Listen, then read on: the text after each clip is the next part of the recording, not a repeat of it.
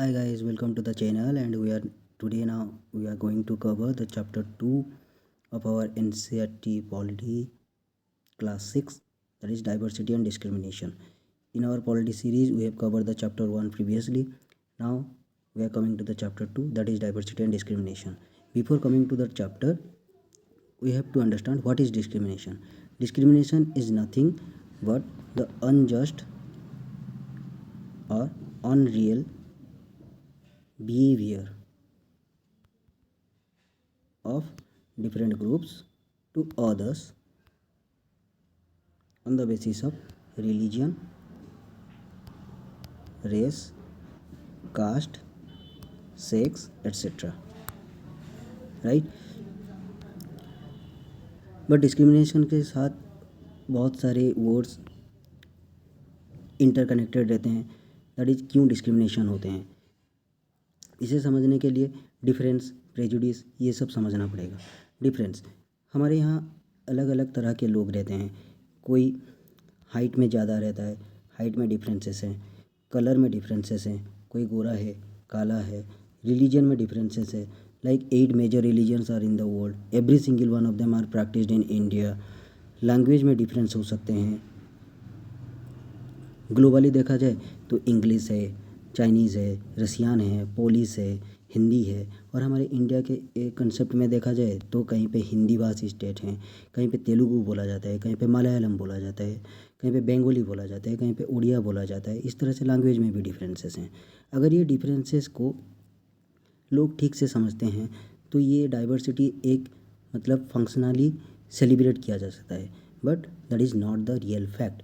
This led to the discrimination, मतलब भेदभाव हो सकते हैं. क्यों हो सकते हैं? क्योंकि प्रेजुडिस आ जाता है. प्रेजुडिस मीन्स टू जज अदर पीपल नेगेटिवली और इन्फीरियर. मीन्स कोई अलग रिलीजन का है, वो अलग रिलीजन को, कोई एक मुस्लिम है या फिर कोई एक हिंदू है, तो वो लोग कहीं ना कहीं एक क्रिश्चियन को या फिर कहीं एक पारसी को इन्फीरियर समझ सकते हैं कि हमारे यहाँ का रिचुअल्स, हमारे रिलीजन का कल्चर ज़्यादा हेरिटेजबल है, ज़्यादा रिच है.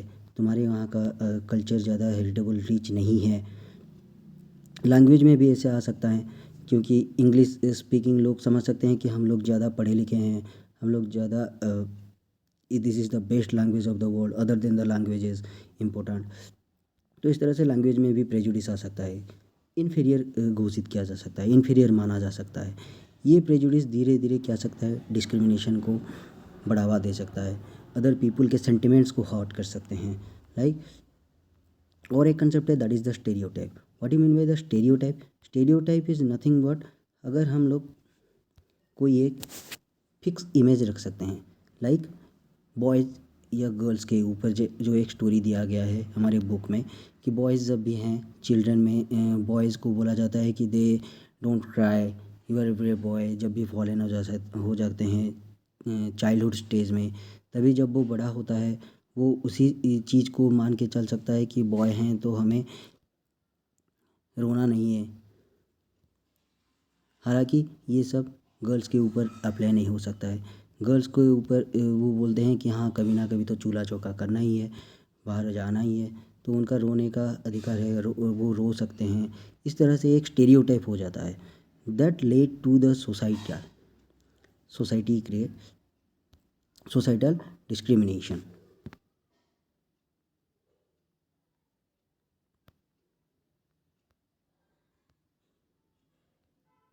उसी तरह से स्टेरियोटाइप हो सकता है कि कोई मतलब अलग स्टेट का है या फिर कोई अलग लैंग्वेज बोल सकता है. लाइक जैसे कोई बोल सकते हैं कि हाँ कोई एक इंग्लिश में ज़्यादा फ्लुएंट है, तो वो समझ सकता है कि हाँ हिंदी वाले या फिर कोई बंगाली स्पीकिंग पीपल है तो वो उतना डेवलप नहीं है, वो उतना आगे नहीं जा सकता है क्योंकि इंग्लिश को ग्लोबली माना जा सकता है लेकिन हिंदी और बंगाली को ग्लोबली नहीं समझ सकते हैं. That is the stereotype feeling.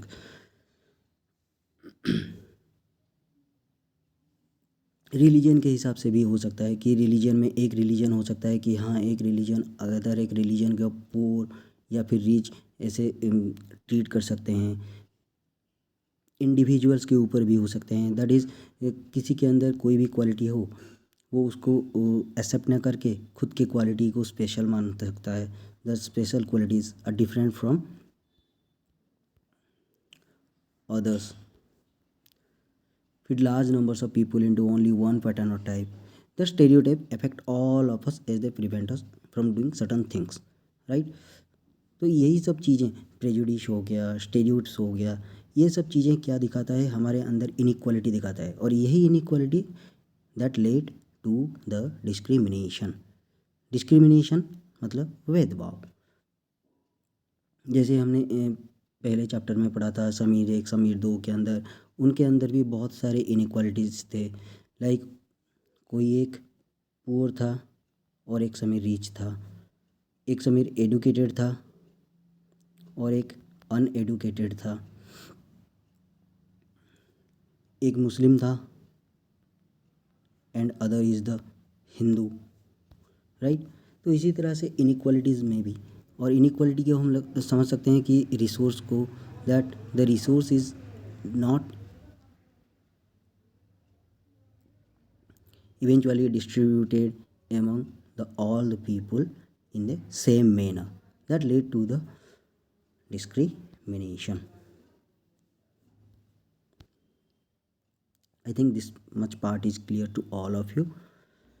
Like religion के जैसे डिस्क्रिमिनेशन के हिसाब से एक एग्जांपल दिया गया है मुस्लिम गर्ल्स के ऊपर। बहुत सारे मुस्लिम्स लोग ऐसे हैं जो अपने बच्चों को स्कूल को जाने नहीं देते, एडुकेशन प्रोवाइड नहीं कर सकते। लेकिन उसका एक फैक्ट भी है कि वो लोग ज़्यादातर ज़्यादा पुअर हैं, ड्रॉप आउट हो जाता है उसके वजह से। लेकिन उसके हिसाब से उसको उससे फाइट करने के लिए, उसको सोल्यूशन निकालने के लिए गवर्नमेंट ने कुछ ऐसे स्टेप्स भी लिए हैं। Like for example the Kerala, distance between the school and home is not much, good governance वहाँ पे एग्जांपल दिया गया है। गवर्नमेंट बसेस चलाए जाते हैं, इसीलिए वहाँ पे मतलब लिटरेसी लेवल भी बहुत ज़्यादा है, एडुकेशन को बढ़ावा दिया जाता है। With that addition 60% of the teachers are women in that state. Okay, तो अगर किसी के ऊपर डिस्क्रिमिनेशन होता है तो ऑब्वियसली दैट कम्युनिटी और that individual will feel inferior with others. वो अपने आप को अलग माना जाएगा, एलिएनेटेड मानेगा। एलिएनेटेड मीन्स कुछ अलग मानेगा दूसरों से। और यही फीलिंग सोसाइटी में इंस्टेबिलिटी क्रिएट करने में काफ़ी हो सकता है, राइट। जैसे कास्ट रूल था पहले, दैट कास्ट रूल में क्या था, वर्ना सिस्टम था। Varna system, lower caste upper caste ये सब थे। दलित को अनटचेबल्स माना जाता था। अनटचेबल्स के लिए दूसरों के घर में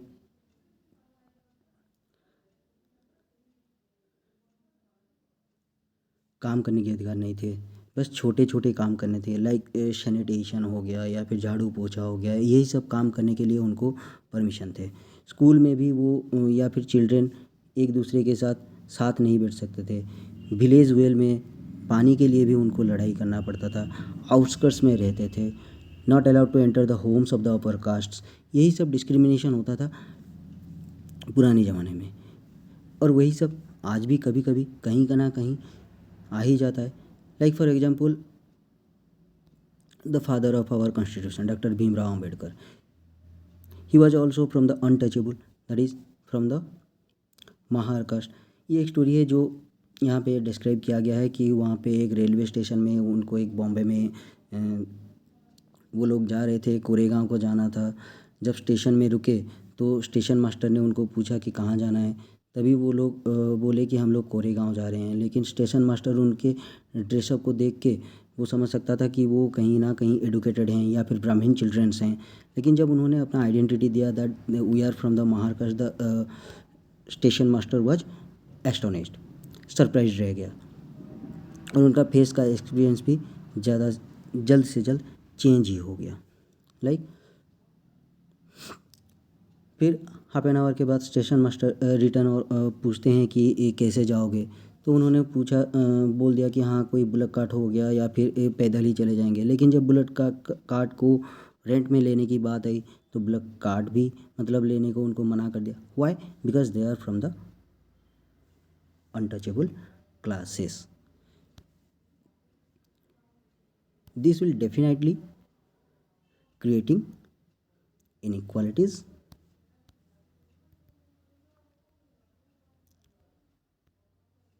in our society। तो ये सब चीज़ों से लड़ने के लिए क्या करना चाहिए? What are the challenge? ये तो हो गया चैलेंजेस कि सोसाइटी में they are also human, we are also human, एक ही तो हैं। लेकिन कास्ट सिस्टम को किसने जन्म दिया था? यही ह्यूमन ने ही जन्म दिया था। लेकिन उसके साथ कोई चैलेंजेस भी हैं, जैसे स्ट्रगल होता है। अनटचेबल्स को ऐसे इस तरह से डिस्क्रिमिनेट करने से बहुत सारे स्ट्रगल का सामना करना पड़ता है। They were feeling eliminated, discriminated, खुद से ही कुछ करना पड़ता है। लाइक डॉक्टर भीमराव अंबेडकर के केस में देखिए, चलिए, he was the first person from his caste who completed the college education, went to England to become a lawyer. Dalit के लिए जैसे उनके टेम्पल एंट्री पे उन पे रोक लगाया था, वो उसके ऊपर भी आवाज़ उठाए। धीरे धीरे वो क्या हो गए? हमारे constitution maker, father of our constitution बोले गए, राइट। तो ये सब हो गया chapter wise, that is how the society is being discriminated और the discrimination process are present in our society. तो इससे लड़ने के लिए क्या किया जा सकता है? Striving for equality. पहले भी ऐसे था कि जैसे ब्रिटिश रूल था, ब्रिटिश सोच रहे थे कि हम लोग अनएडुकेटेड हैं तो ये अनइक्वली ट्रीट किया जाता था। दलित, वीमेन, ट्राइबल, पीजेंट्स को उनके हक को पाने के लिए बहुत सारे फाइटिंग्स लड़ने लगे। फिर धीरे धीरे नेशनल मूवमेंट्स आया जिसमें बहुत सारे वीमेन आ गए, दलित्स आ गए, पीजेंट्स आ गए, पार्टिसिपेट करने लगे। यही चीज़ धीरे धीरे धीरे धीरे एग्जिस्ट अभी सोसाइटी में भी होने लगा। तो गवर्नमेंट ने क्या किया? कुछ तो लॉ वगैरह, कुछ तो कानून वगैरह लाए होंगे, तभी तो ये गया होगा। Like in the constitution of India, right. तो कॉन्स्टिट्यूशन में क्या दिया गया है? जैसे प्रियम्बल में दिया गया है। प्रियम्बल में सबको क्या गया है कि equality of status and opportunity. अगर हम प्रियम्बल को ठीक से पढ़ें, that is the we the people of India having solemnly resolved to constitute India into a sovereign socialist secular democratic republic and to secure to all its citizens. This is the first term, all its citizen. वो चाहे कोई भी cast का हो, कोई भी race का हो, कोई भी जेंडर का हो, सबको क्या मिलेगा? इक्वालिटी ऑफ स्टेटस मिलेगा, लिबर्टी मिलेगा, फ्रैटर्निटी, हम सब बात एक भाईचारा के अंदर ही रहेंगे। यही सब कॉन्स्टिट्यूशन में लिखा गया। कौन थे? कॉन्स्टिट्यूशन मेकर थे। और भी क्या किया गया कि जैसे अनटचेबल्स, एबोलिशन ऑफ अनटचेबिलिटी।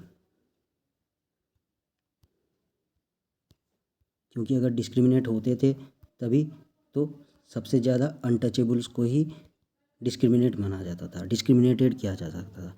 तो इसी को ही फंडामेंटल राइट में भी जोड़ा गया, that is the abolition of untouchability, article 17। आगे आगे हम देखते जाएंगे कि कैसे कैसे हो सकता है। एवरी रिलीजियन को सेम माना गया, that is India is a secular country. कोई भी धर्म को इंडिया ने ऑफिशियली प्रमोट नहीं किया, सब रिलीजन को सेम ही माना गया। जो भी लैंग्वेज हो, कोई भी लैंग्वेज हो, हर कोई बोल सकता है, हर कोई अपना अपना रिलीजियस फेस्टिवल सेलिब्रेट कर सकता है। धर्मांतरण में कोई मतलब जोर नहीं है कि कोई जोर ज़बरदस्ती आपका धर्म परिवर्तन नहीं कर सकता, कंपलसरी नहीं कर सकता कि ये फॉलो करो, वो फॉलो करो, ये रिचुअल्स फॉलो करो। ये सब इक्वालिटी के लिए एक फाइट था, राइट। बहुत सारी चीज़ें हैं जो गवर्नमेंट ने अपने एंड से प्रोवाइड किया है to eliminate the inequality and the discrimination. But the fact is that the discrimination will only be eliminated if the society and in addition